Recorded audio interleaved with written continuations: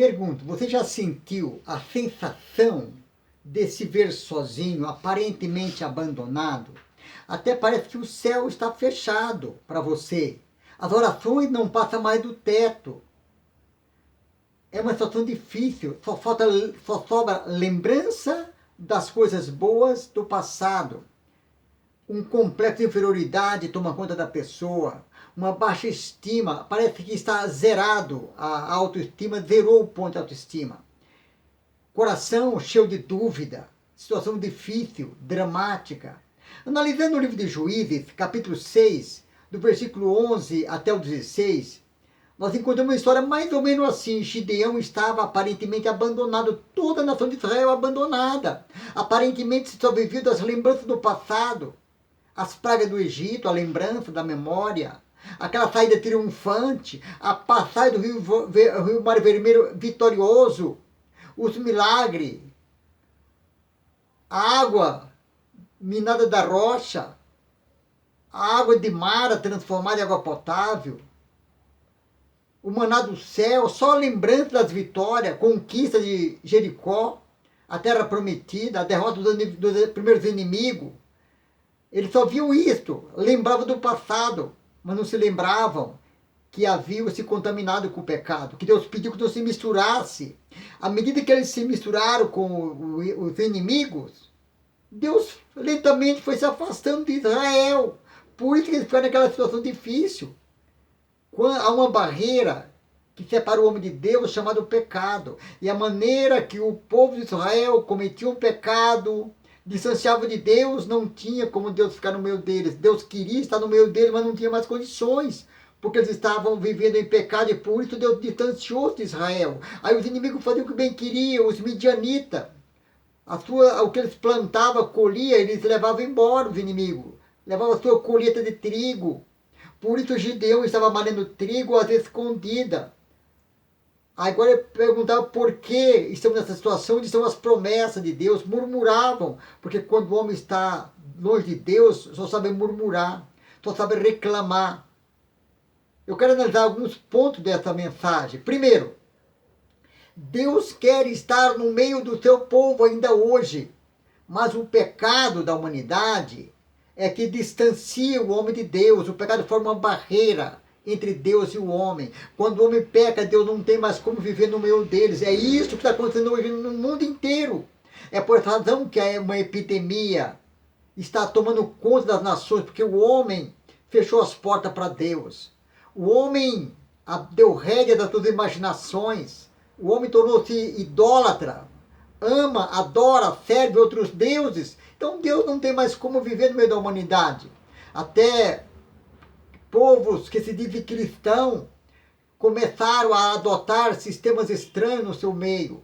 E isso aí afastou Deus do homem. É o mesmo que aconteceu com Gideão. O inimigo fazia o que bem queria com o povo de Israel. Segundo, quando o homem se afasta de Deus, ele abre uma brecha para o inimigo.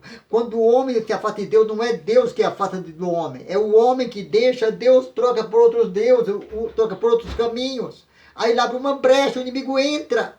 E era isto que estava acontecendo com os filhos de Israel. À medida que eles distanciaram de Deus, agora os midianitas faziam o que bem queriam, tomavam as suas lavouras. E é isso que está acontecendo hoje.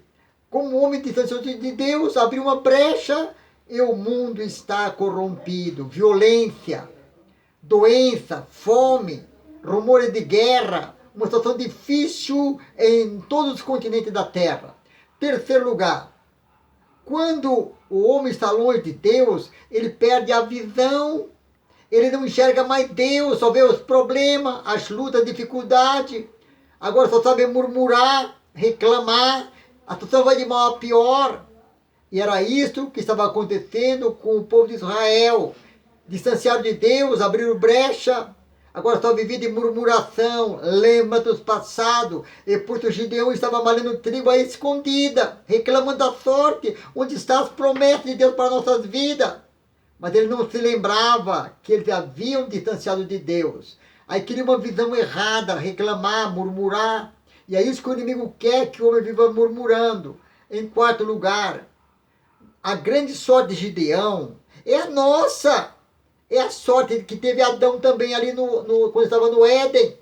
Deus vai ao encontro de Adão, porque ele já estava longe, só murmurava, reclamava, a mulher que tu me deu me enganou. É o que aconteceu também com Gideão. Ele estava longe de Deus, só sabia reclamar. É o que acontece hoje, tem muita gente reclamando ainda. Não, adore a Deus em meio aos problemas e às lutas. Creia que Ele é bom. Volte para Ele enquanto puder.